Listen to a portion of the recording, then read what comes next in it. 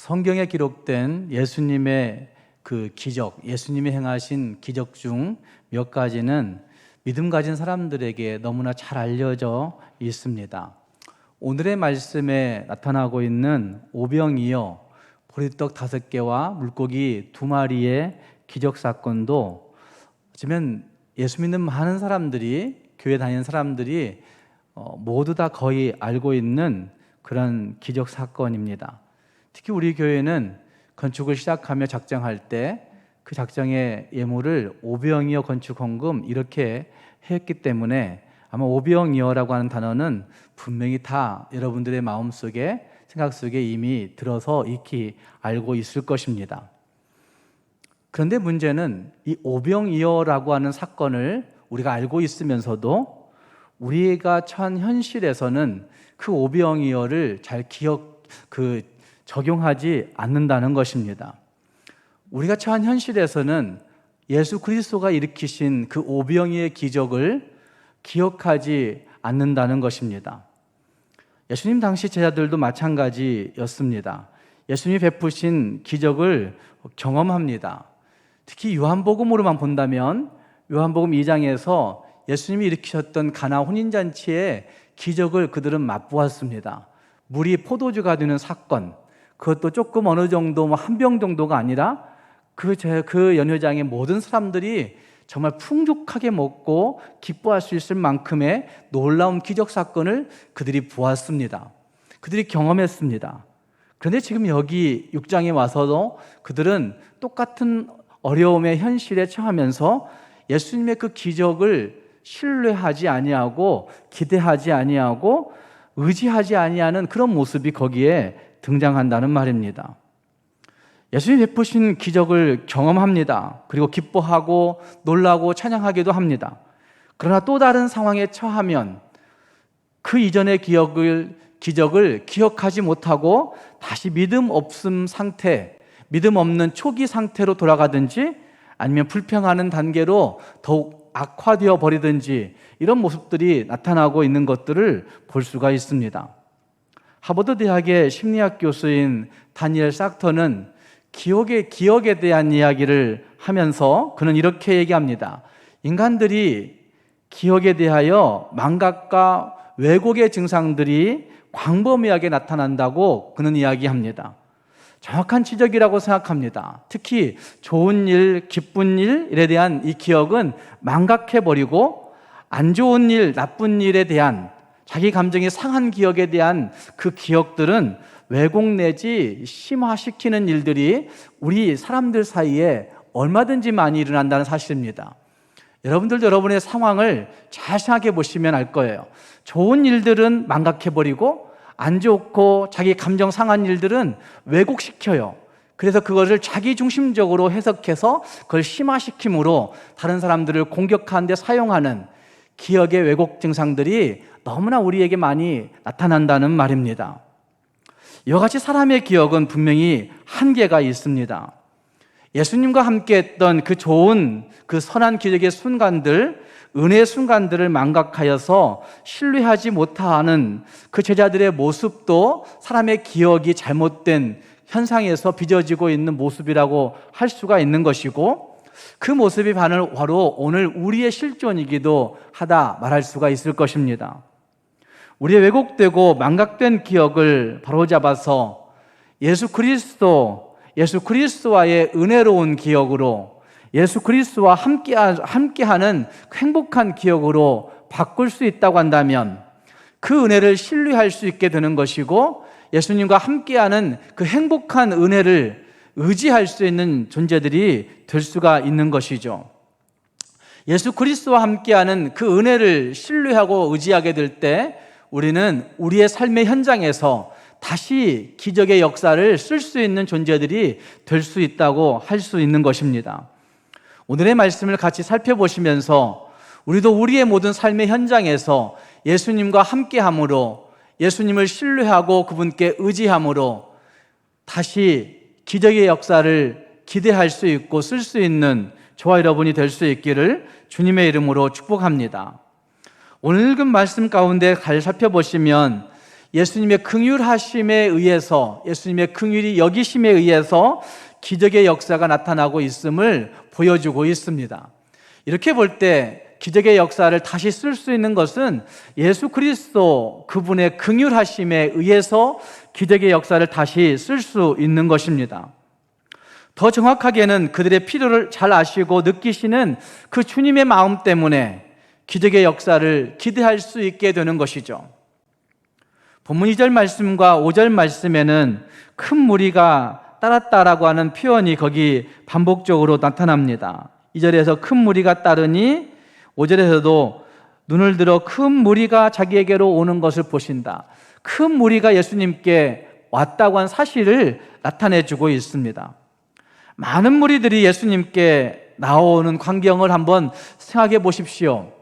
그것도 어떤 넓은 광장에서가 아니라 사실은 약간은 야산 같은 그런 언덕배기가 있는 야산 같은 곳에 많은 사람들이 몰려서 그 야산의 정상을 향해서 올라오고 있고, 예수님은 그 정상에 서서 그들을 바라보며 그들에게 천국 복음을 증거하고 있는 그런 모습들, 이것이 오늘 본문의 배경이 되는 상황이라 할 수가 있습니다.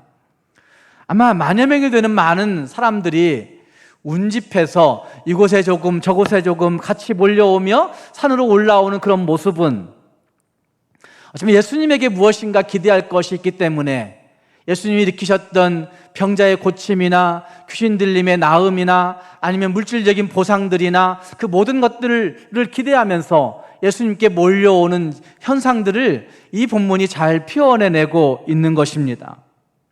그리고 그들은 예수님이 전해주시는 천국 복음을 듣는데 모든 것을 집중하였던 것 같습니다. 얼마나 지났는지 은혜의 말씀을 들으면서 시간 가는 줄도 모르고 배고픈 줄도 모르고 우리가 어떻게 먹고 살아야 될지도 모르는 그런 상태에서 그들은 수시간이 지나가 버리는 것입니다. 가끔 은혜를 좀 받았다고 티를 내는 사람들은 말씀 듣고 그만큼 은혜 받았으면 배고픔 정도는 다 이길 수 있지라고 얘기할 사람들도 아마 있을 것입니다. 아마 제자들이 그랬던 현상들을 보면 금식하든지 아니면 집에 가서 밥 먹고 오지 이렇게 얘기할 수 있는 그런 모습들이 거기에 있다는 말입니다. 그런데 예수님은 그렇게 하지 않으시는 겁니다. 은혜를 받아도 배고픈 것은 우리의 육신의 현실이기 때문에 예수님은 그걸 너무나 잘 알고 계셔서 그들의 모습들을 보고 계시는 모습이 거기에 등장합니다. 5절 말씀에서 눈을 들어 큰 무리가 자기에게로 오는 것을 보시고 라고 말씀하시는 보시고라고 하는 말씀은 단순히 그냥 쳐다보았다 이런 뜻은 아닐 것입니다. 참 많은 사람들이 모였구나 라고 거기에 취해 있는 보심도 아닐 것입니다. 그 무리를 보시는 예수님의 감정을 암시하고 있는 것이고, 이것은 마태복음 14장 14절 말씀에서 큰 무리를 보시고 불쌍히 여기사라고 하는 표현이 표현해내고 있는 감정이라 할 수 있을 것입니다. 마가복음 6장 34절 말씀에서도 같은 본문을 이야기하면서 거기에서도 말씀합니다. 큰 무리를 보시고 그 목자 없는 양 같음으로 인하여서 불쌍히 여기셨다고 말씀하시는 말씀, 그들을 보며 다른 번역에서는 민망히 여기셨다 이렇게 표현하고 있는 부분도 보면 불쌍히 여기고 민망히 여기고, 참 저들이 왜 그렇게 나를 따라왔을까? 무엇 때문에 따라왔을까? 무엇을 원하고 있을까? 이런 생각들을 하시면서 그들의 모습들, 그들의 형편들을 불쌍히 여기고 있는 모습이 거기에 나타나고 있습니다. 이렇게만 생각하면 예수님은 높고 높은 보좌에서 아니면 모든 걸 가지고 있으신 전지전능하신 그 위치에서 아무것도 없는 그들의 형편을 보고 그들을 약간 무시하고 깔보는 투로의 불쌍히 여김이라고 여길 수 있는 사람들도 있을 겁니다. 그러나 그런 것이 아닙니다. NIV 성경에서는 이 부분을 번역하며 컴패션이라는 단어를 사용하고 있습니다. 불쌍히 여기사라고 하는 단어를 컴패션으로 번역하고 있는데, 이 말은 어떤 연민이나 치근히 여기는 정도의 얘기가 아니라 사실은 함께, 컴이라고 하는 단어가 함께, 더불어라는 뜻을 갖고 있고, 패션이란 말은 환난, 고통이라는 뜻을 갖고 있는 걸 보면 그들의 환난과 고통에 함께하는 마음을 가지고, 그들의 환난과 고통에 더불어 갖는 마음을 가지고 서 있는 예수님의 모습을 표현하고 있는 것이죠. 상대방의 고통을 내 것으로 느끼는 그 모습, 다른 사람의 환난을 내 마음으로 느끼고 있는 동일시한 모습이 예수님의 불쌍히 여기심에 등장하고 있다는 말입니다. 그래서 예수님은 그들 영혼의 깊은 곳을 꿰뚫어 보시면서 그들의 고통 가운데, 그들의 죄로 인한 고통 가운데 함께 하시고 계신 것이고, 그들의 삶의 현실 가운데 겪고 있는 어려움 속에 함께하는 마음을 가지고 그들을 바라보고 있는 예수님의 모습을 거기에 볼 수가 있는 것이죠. 그래서 그들에게 할 수만 있으면 많은 것을, 천국 복음을 자세하게 분명하게 가르치시려고 애를 쓰고 있는 것이고, 쉬지 않고 그들의 모든 것들의 염려를 다 끌어안고 있는 모습이 이 불쌍히 여기심이라고 한 단어로 표현되어지고 있다는 말입니다. 그러니 여기 오늘 읽었던 말씀, 요한복음에서 큰 무리가 자기에게로 오는 것을 보시고라고 하는 말씀은 단순히 보는 것이 아니라 그들과 함께하는 애타하는 마음을 가지고, 그들과 함께하는 동일시된 마음을 가지고 그들을 바라보고 있는 예수님의 마음을 잘 나타내 주고 있는 것입니다. 지금 그들이 끈이를 걸을까 봐 염려하고 계시는 모습으로도 볼 수가 있습니다. 예수님의 이 긍휼하심이 작동하면 그곳에 기적의 역사가 다시 쓰여질 수 있습니다. 예수님의 마음이 그곳에 동하면 그곳에 은혜의 역사가 분명히 일어날 수가 있습니다. 어쩌면 우리의 비전과 예수님의 마음이 일치될 수만 있다고 한다면 그곳에 우리는 하나님의 기적을 맛볼 수 있게 되는 것입니다. 우리가 잘 부르고 있던 그 찬송, 원하고 바라고 기도합니다라고 한 찬송을 보시면 그 찬송에 그런 이야기들이 있죠. 나의 힘을 의지할 수 없는 이 세상, 세상의 것 의지할 수 없는 이 세상의 일들을 우리는 분명히 실감하고 있습니다. 그럼에도 불구하고 기도하고 낙심하지 않을 수 있는 이유는 주님이 우리의 소망 되시고 주님이 우리의 기쁨이 되시기 때문인 거죠. 그래서 하나님의 그 꿈을 가지고 나의 비전 삼을 수만 있다면, 하나님의 마음이 내 마음과 일치될 수만 있다고 한다면, 예수님의 인격과 성품이 나의 인격이 되고 나의 성품이 될 수만 있다고 한다면, 하나님의 능력을 내 능력 삼아 설 수 있는 그 기적의 역사가 우리의 삶의 현실에서도 나타날 수 있다는 말입니다. 문제는 예수님의 마음을 얻느냐 얻지 못하느냐에 문제가 있습니다. 예수님의 마음을 움직여서 그분의 마음과 일치되기만 하면, 통할 수만 있다면, 아무리 못난 나라도, 아무것도 없는 나라도, 아무리 지혜 없는 바보 같은 나라도 하나님의 기적에 함께 동참할 수 있는 존재가 될 수 있는 것을 성경이 우리에게 말하고 있다는 말입니다. 사랑하는 여러분, 주님의 기적을 바라고 계십니까? 다시 기적의 역사를 쓰고 싶으십니까?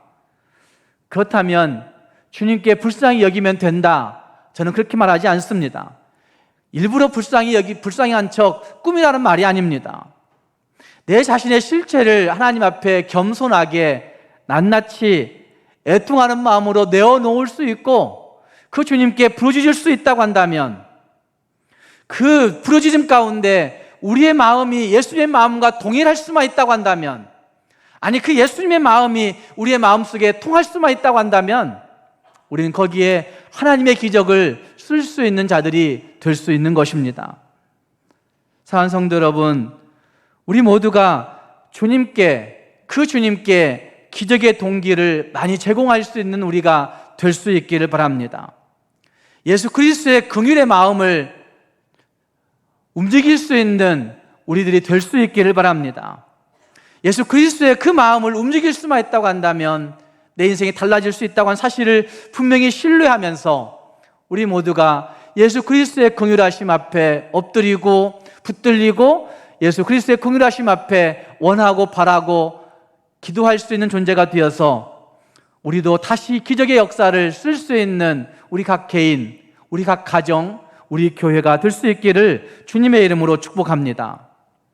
두 번째로 생각할 수 있는 것은 최선을 다하는 헌신이 기적의 역사를 쓰게 하고 있다는 사실을 볼 수 있습니다. 주님은 이 상황도 제자들을 위한 훈련의 기회로 삼고 있는 것을 볼 수 있습니다. 함께 읽은 말씀 6절 말씀에서 그런 말씀이 등장합니다. 이렇게 말씀하심은 친히 어떻게 하실지를 아시고 빌립을 시험하고자 하심이라. 어디서 떡을 사서 이 사람들을 먹이겠느냐라고 말씀하시는 그 말씀, 이 많은 사람을 어떻게 먹일 수 있을까? 이렇게 물어보시는 그 예수님이 거기 등장합니다. 그런데 왜 그렇게 하시느냐? 예수님이 몰라서 묻는 게 아니죠. 다 알고 있으면서도 묻는 이유는 6절 말씀에서 시험하고자 하심이러라, 시험하고자 하심이러라 라고 말씀하고 있습니다. 함께 읽은 말씀에는 이 시험에 다르게 반응한 사람들의 모습이 크게 두 부류로 등장하고 있는 것을 볼 수 있습니다. 빌립은 예수님의 말씀에 조금씩 받게 할지라도 200데나리온의 떡이 부족하리이다 라고 그렇게 예수님께 맞받아 치고 있는 모습이 거기 등장합니다. 200데나리온, 조금씩 받게 할지라도, 조금씩 먹게 할지라도 한 입씩만 먹기에도 200데나리온은 좋기 부족합니다. 현실적이고 합리적인 계산이라고 합니다. 200데나리온은 당시 노동자가 8개월 동안 벌어야 하는 임금이었다고 합니다. 그러니까 만여 명 정도를 먹여야 되니까 만여 명 정도를 먹이려고 한다면 그 당시에 노동자가 한 명이 8개월 동안 일해서 벌어야 되는 그 임금이 거기에 들어간다는 것이죠. 그 돈이 어디 있느냐 걱정하고 있는 겁니다. 어떻게 그렇게 큰 헌신을 할 수 있는 사람이 있느냐 이야기하고 있는 것입니다. 그에게는 합리적인 잣대가 전부입니다. 절대 불가능하니 예수님 꿈도 꾸지 마세요 라고 그렇게 이야기하고 있는 것이죠. 박식한 것 같이 보입니다. 꽤 지혜로운 것 같이 보입니다. 꽤 합리적이고 상식적인 것 같이 보입니다. 그러나 거기에 기적이 일어날 수 없는 것입니다. 많은 사람들이 신앙생활을 하면서도 이틀을 벗어나지 못합니다. 내가 알고 있는 그 역량만큼 기대합니다. 내가 가지고 있는 조건만큼 기대합니다. 내가 가진 욕심만큼 그 일들을 하려고 생각합니다. 어쩌면 자기 한계의 범주를 스스로 정하고 그 한계의 범주 안에서 나는 내 욕심만 챙기면 돼 라고 생각하는 신앙생활들을 하고 있습니다. 그래서 자기 한계의 범주 안에서 모든 걸 평가하고 그 평가에 넘어들은 모두 다 잘못된 것으로 규정하고 그건 나 이해할 수 없으니까 안 돼라고 얘기하는 일들이 이 빌립과 같이 나오고 있는 현상들을 볼 수가 있습니다. 그런 사람들에게 하나님은 자기 손바닥만한 하나님으로밖에 규정짓지 않는 것이죠. 자기 지식만큼의 하나님으로 생각하고 있는 것이죠. 자기 통장만큼, 통장 잔고만큼의 하나님으로 생각하고 있는 것이죠. 자기 경험만큼의 하나님으로만 여기고 있는 태도들이 우리들에게 있다는 말입니다. 자기의 전통, 자기가 몇십 년 살아왔던, 자기가 몇십 년 기도신앙생활을 해왔던 그 전통만큼의 하나님으로 하나님을 규정짓고 있는 모습들이 우리에게 있다는 말입니다. 하나님을 제한시켜버리고 있는 일들이 우리의 삶에서 너무나 많이 일어나고 있는 것입니다. 그렇기 때문에 겉보기에는 멀쩡하게 신앙생활을 하고 있는 것 같지만 하나님의 역사를 체험할 수도 없고 하나님의 마음에 부합할 수도 없고 하나님의 마음에 합당할 수도 없는 그런 신앙생활들을 우리가 하고 있다는 말입니다. 그러나 안드레는 다른 모습을 보여내고 있습니다. 예수님의 말씀에 안드레는 이렇게 얘기하고 있습니다. 8절 말씀에 안드레가 예수께 여짜오되 9절 말씀 여기에 한 아기가 있어 보리떡 5개와 물고기 2마리를 가지고 있습니다. 그런데 예수님 이게 전부인데 이것이 많은 사람에게 얼마나 되겠습니까? 라고 예수님께 가지고 나오고 있는 것입니다. 인간으로서는 이것으로 불가능할 것 같은데 혹시 예수님 이것 가지고도 어떤 방법이 있겠습니까? 라고 묻고 있는 믿음의 물음이 거기에 있는 것이죠. 안드레는 제자로서 예수님의 말씀을 최선을 다해 순종해 보려고 반응을 보이고 있는 것입니다. 나는 할 수 없지만, 나는 지혜가 부족하지만, 그러나 내가 알고 있는 영역에서 가지고 있는 그 모든 것들을 예수님께 가지고 나와서 아낌없이 드리며 헌신하면서 순수한 헌신을 보여내고 있는 모습이 이 안드레에게 보여지고 있습니다. 여기에 기적의 역사가 일어나는 것입니다. 하나님은 우리에게 할 수 없는 일을 하라고 강요하지는 않으십니다. 우리가 가진 시간과 우리가 가진 능력과 환경과 지혜와 그 모든 것 안에서 하나님이 우리에게 보시는 대로 최선을 다할 수 있으면, 최선을 내놓을 수만 있으면, 하나님과 내가 알고 있는 그 최선을 하나님 앞에 나타낼 수만 있다고 한다면 예수님은 그것을 사용하여서 하나님이 일으키시는 기적으로 우리가 평생 맛볼 수 없는 놀라운 일들을 하게 하신다는 말입니다. 믿음은 이와 같이 인간의 이성과 합리를 초월해 있는 것이 믿음입니다.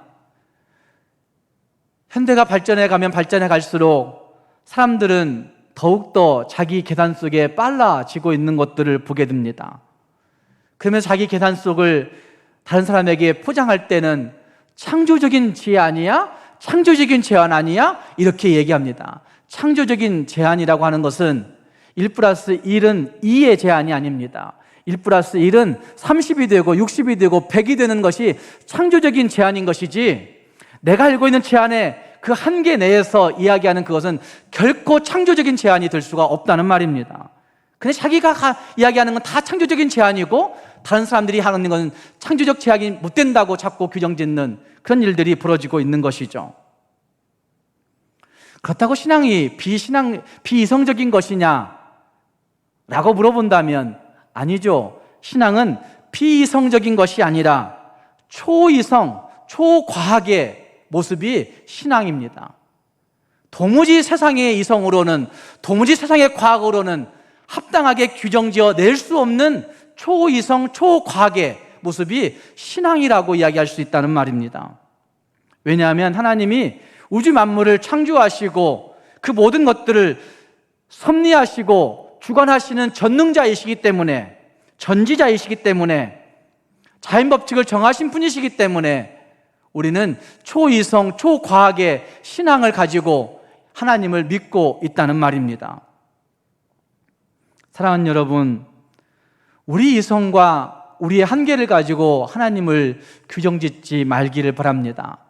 하나님이 나에게 요구하실 때 최선을 다한 헌신, 최선을 다한 드림, 최선을 다한 나타냄, 이걸 통하여서 하나님이 기뻐하시는 그 기적의 역사를 다시 쓸 수 있는 우리 모두가 될 수 있기를 주님의 이름으로 축복합니다.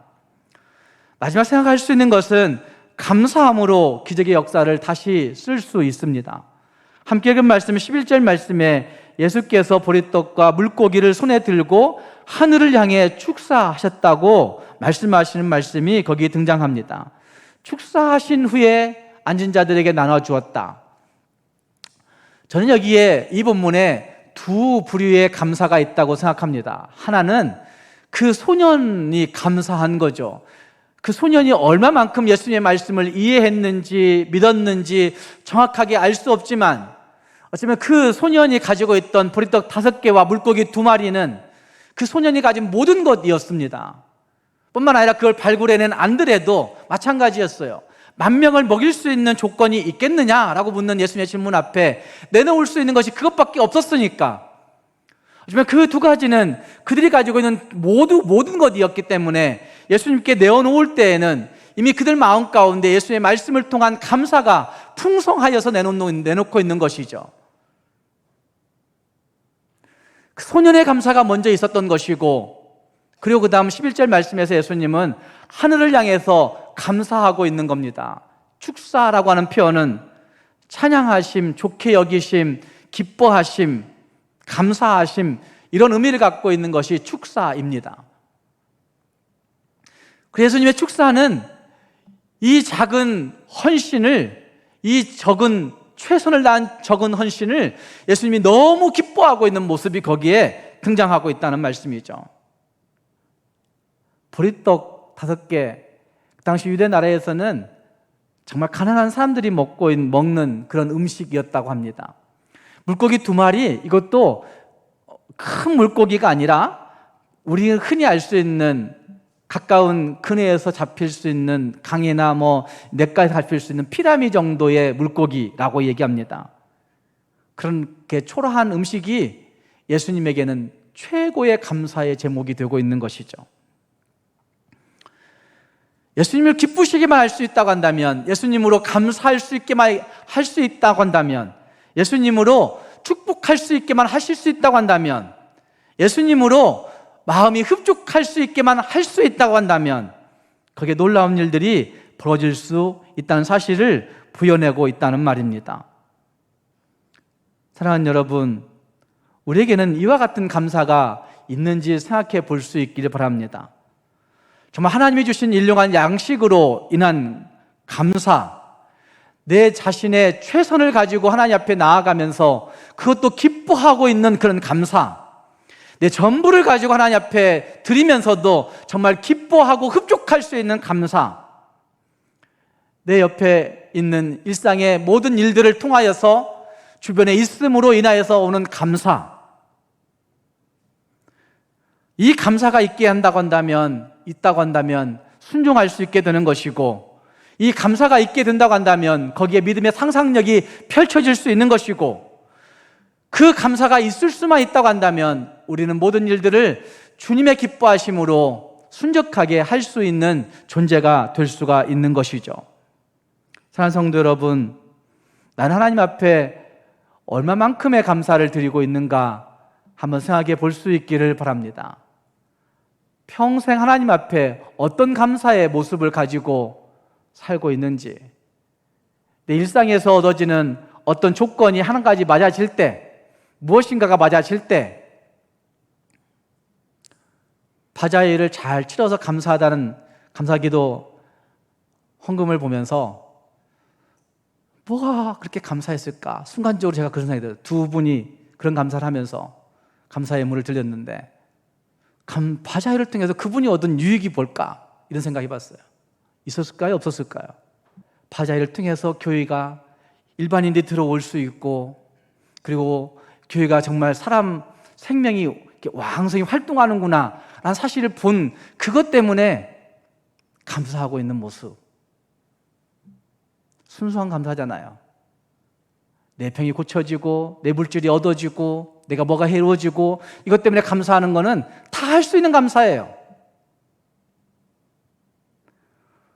하나님 앞에 우리가는 얼마만큼의 감사를 드리고 있는지 한번 생각해 볼 수 있기를 바랍니다. 불평이나 비교나 판단은 우리 믿음의 상상력을 닫아버리게 하지만, 감사는 하나님의 마음을 보게 하고, 감사는 하나님의 마음을 느끼게 하고, 감사는 하나님의 마음에 부합할 수 있는, 동일시될 수 있는 계기가 되어서 결국 감사를 통하여 우리는 기적의 역사를 다시 쓸 수 있는 것입니다.